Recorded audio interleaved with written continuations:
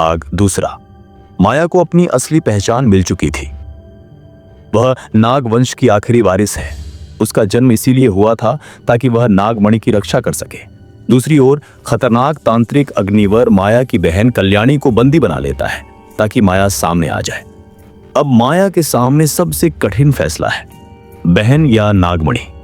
गुफा का रास्ता, जहां सब कुछ बदलना था। अंधेरी रात थी। जंगल के बीचों बीच माया दौड़ रही थी। उसकी आंखों में गुस्सा, दिल में डर और रगों में नागिन की गर्मी थी। वह पहुंची उस पुरानी गुफा में जहां तांत्रिक ने उसे बुलाया था। भीतर आग की लपटें, यज्ञ कुंड जल रहे थे और तांत्रिक मंत्रोच्चार कर रहा था। सामने कल्याणी जंजीरों में बंधी हुई थी, घायल, बेबस, लेकिन अब भी माया पर भरोसे से देखती हुई। कल्याणी! माया चीख पड़ी, आ गई नागिन। तांत्रिक मुस्कुराया, अब बता, अपनी बहन को चुनेगी या नागमणि को? तांत्रिक का रहस्य खुला। तांत्रिक अग्निवर सिर्फ नागमणि नहीं चाहता था, वह नागों का विनाशक था। वर्षों पहले नागवंश ने उसके पिता को श्रापित किया था। अब वह चाहता था बदला। तेरा वंश मेरी ताकत को मिटा नहीं पाया, अब मैं उन्हें खत्म करूंगा, तुझसे शुरू करके। उसने एक पिंजरे से एक काला नाग बाहर निकाला। यह है विषधर, वही नाग जिसने मेरे पिता को डसा था। आज इसका विष तेरे खून में दौड़ेगा। माया का पहली बार नागिन रूप में प्रकट होना। माया ने आंखें बंद की। उसे अपनी मां की आवाज सुनाई दी, अब वक्त आ गया है माया, तेरे अंदर की नागिन को जगाने का। उसकी आंखों का रंग नीला हो गया, बाल हवा में उड़ने लगे, शरीर पर चमकदार पैटर्न उभर आए और उसकी हथेली पर नाग की छवि प्रकट हुई। वह अब माया नहीं थी, नागिन रानी थी। तांत्रिक पीछे हट गया। ये कैसे संभव है? ने मंत्रों से अग्नि सर्पों को बुलाया, लेकिन माया ने अपनी जुबान से विष छोड़ा और उन्हें राख कर दिया। गुफा हिलने लगी, पत्थर गिरने लगे। माया ने जंजीरों को तोड़कर कल्याणी को मुक्त किया। भागो कल्याणी, मैं इसे रोकूंगी। नहीं माया, मैं तुझे अकेला नहीं छोड़ सकती। तांत्रिक ने अपनी आखिरी चाल चलाई। उसने नागमणि को यज्ञ कुंड में डाल दिया। अब ये दोनों में से कोई एक बचेगा। कल्याणी की कुर्बानी जैसे ही माया नागमणि की ओर बढ़ी, तांत्रिक ने उस पर वार किया। कल्याणी ने बीच में आकर वार खुद पर झेल लिया। नहीं! माया चीख पड़ी। कल्याणी की आंखें धीरे धीरे बंद होने लगी।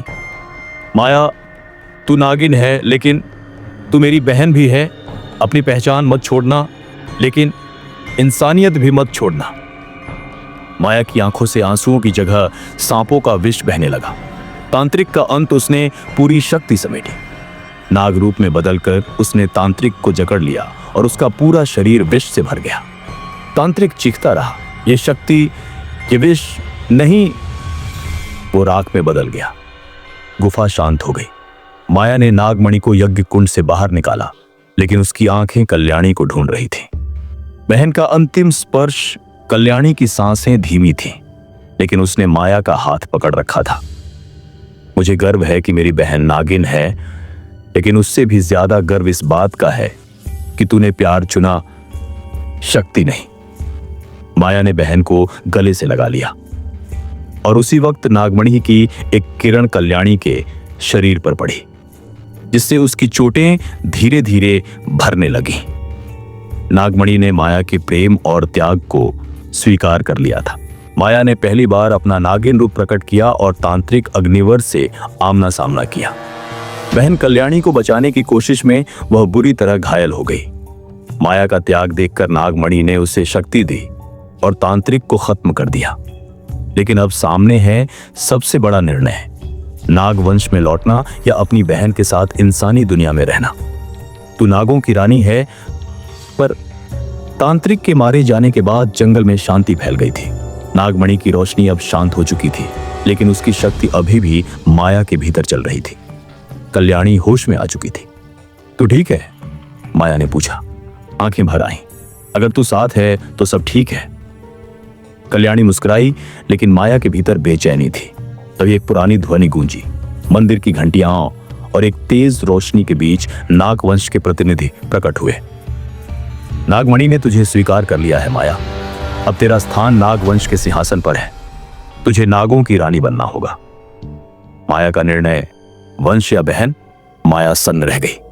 एक और उसका जन्मदाता वंश, उसकी शक्ति, उसकी असली पहचान।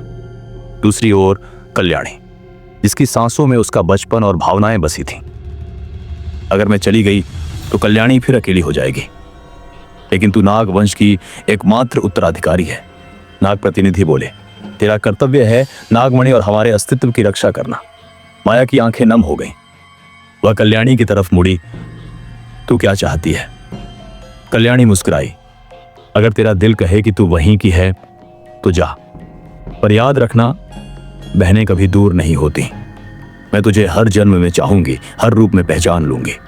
नया द्वार, नया संसार। नाग प्रतिनिधियों ने आकाश में एक स्वर्णिम द्वार खोला, जिसके पीछे था नागलोक, एक तिलिस्मी संसार। माया उस ओर बढ़ी, लेकिन फिर रुकी। उसने पीछे देखा। कल्याणी आंखों में आंसू लिए मुस्कुराते हुए देख रही थी। माया ने नागमणि को हाथ में लिया, उसकी शक्ति को अपने भीतर समेटा और फिर वापस कल्याणी के पास चली आई। मैं वंश से बंधी हूं, लेकिन मेरा जीवन मेरी बहन है। नाग प्रतिनिधियों ने सिर झुकाया। तेरा यह निर्णय नाग वंश का गौरव बढ़ाता है। तू जहां भी रहे, नागवंश तुझ में रहेगा। और वो अदृश्य हो गए। गांव में वापसी। माया और कल्याणी गांव लौटी। अब गांव वालों के लिए माया कोई रहस्य नहीं थी। वो आदर और भय की मिश्रित भावना से उसे देखने लगे। लेकिन माया ने गांव छोड़ने से इनकार किया। मैं यहां रहूंगी, एक इंसान की तरह, लेकिन भीतर से जागृत। मैं वही करूंगी जो मेरी बहन ने सिखाया, प्रेम, त्याग और रक्षा। माया का अंत नहीं, एक शुरुआत। माया अब खेतों में बच्चों को पढ़ाती, गांव की रक्षा करती और अपनी शक्ति को तभी प्रयोग में लाती जब जरूरत होती। कल्याणी उसकी सबसे बड़ी सहचरी बनी रही। कभी कभी माया को मंदिर की घंटियों की गूंज फिर सुनाई देती थी। नागवंश की पुकार अब भी थी, लेकिन माया जानती थी वह अब सिर्फ नागिन नहीं, बल्कि एक बहन, एक इंसान और एक रक्षक भी थी। एक दिन कल्याणी ने पूछा, अगर दोबारा जन्म हुआ और फिर हम जुड़वा ना हुए तो क्या तुम मुझे पहचान पाओगी? माया ने उसकी आंखों में देखा और कहा, मैं तुझे तेरी हंसी से पहचान लूंगी, और अगर आवाज ना आई तो तेरे दिल की धड़कनों से। बहनों का रिश्ता खून से नहीं, रूह से होता है। ऐसी ही असली और प्रेरणादायक कहानियों के इस चैनल को जरूर सब्सक्राइब करें, क्योंकि अगली कहानी शायद आपकी हो।